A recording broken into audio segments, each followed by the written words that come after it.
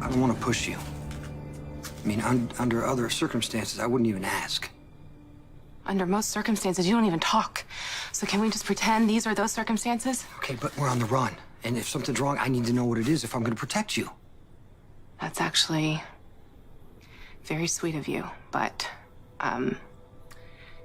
if this is what I think it is, no one can protect me. I'm sick, Jason. I have Huntington's disease. Huntington's disease. Are you sure? Yeah, my father had it. I remember. Well, as luck would have it, Huntington's is hereditary. If you have the genetic markers for the disease, it's not a matter of if you get sick and die, but when. And you have the markers? I have a 50-50 chance. So you don't know? My mother insisted that I get the test. But I lied and told her that I did, and that I was negative. I know it sounds crazy, but I didn't want her to worry. And I wasn't ready to make the call. It's not like I can do anything about it anyways. So I just decided to stay in the dark. But it turns out Huntington's likes the dark. Look. I started getting these tremors in my hands a few months ago.